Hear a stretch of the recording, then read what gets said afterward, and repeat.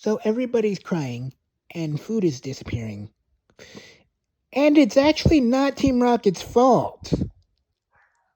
Huh.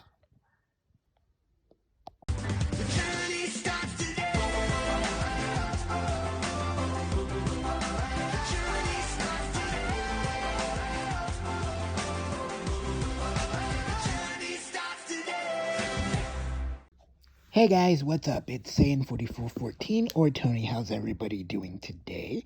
So, today's episode is called Sobbing Sobble. Sorry, it kind of gave away the name of the main Pokemon for the episode. But anyway, so we're still in Gallar because, as you know, last time, Go didn't catch anything. Which means, in theory, he has to catch something.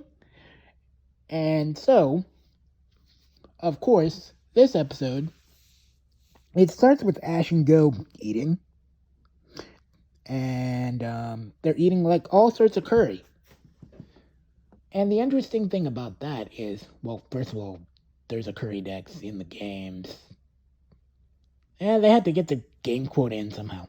I mean, there's already a game quota anyway. But anyway. So anyway, they're in Gallar. And they're eating curry. And their curry seems to vanish. Their food vanishes. And they're also crying for some reason. And it's not Team Rocket's fault this time.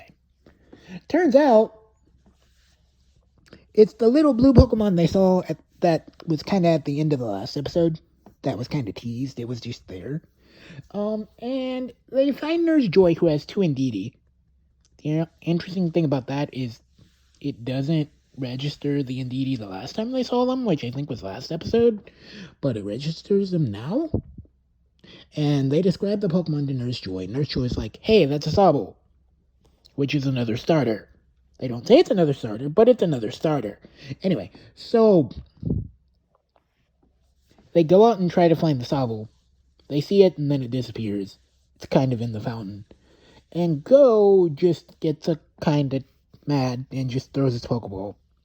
And the Pokedex is like, Sobble hasn't registered to your Pokedex. And it's like, huh? I didn't think you could catch invisible Pokemon, but I guess you can. Anyway, so then, Go sees a Silicobra, so he tries to catch it. First he tries to catch it. He throws a ball, and she's like, nope, not having it. So he's like, hey, you're a ground type. Sobble would be good against you. Your moves are super effective. So he sends out Sobble. Sobble's not having it. Sobble doesn't want to fight.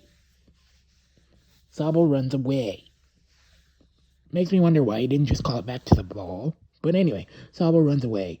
So then, and of course, the way to find Sobble is to follow the trail of all the crying people. Anyway, also Team Rocket's randomly there. But we'll get back to that later. So then, Team Rocket finds a Morpeko. And the funny part about this is, he's like, what's that Pokemon? They ask their Pokedex, and the Pokedex is just like, Morpeko. And then it's like, I'm not feeling it right now. So it literally says that. So their Pokedex is hilarious. But then, they also see the Sobble, and it just says, Sobble. And it phonetically says it. It's like, Sobble. Which is interesting. As I didn't think the Pokedex just did that. I thought it would just say it. Or I guess the Rotom Dex, not the Pokedex. Or the Rotom Phone, not even the Rotom Dex. Wrong season. Anyway, so then Team Rocket gets Sobble to try to trick Ash and Go into trading Pikachu for it. As you know, that's not gonna work. So Sobble, of course, makes everybody cry, including Team Rocket. Team Rocket's like, this isn't fair. We shouldn't be crying. Ash and Go figures out he has a flashback to Mr. Mime cutting onions. And so he's like, goggles! So he puts on goggles to avoid the thing that Sobble does to make him cry. And then he throws a pair to Ash. And then they do their thing where they beat Team Rocket. And you would think the episode's over.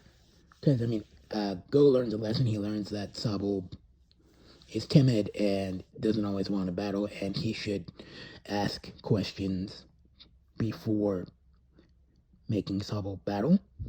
So, the interesting thing about that is you'd think the episode's over at that point, but it's not.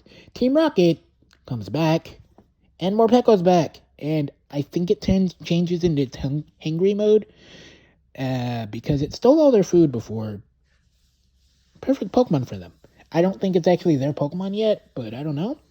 So it's interesting to see how this development will go for them and Morpeko. I'd love to see Morpeko be part of their team, just like I'd love to see Dreadnought be part of their team as well. I would love for them to just get rid of the Gotcha Machine. Also, the Gotcha Machine for this episode gave them a Armaldo and I want to say a Magnezone. I could be wrong. I don't remember.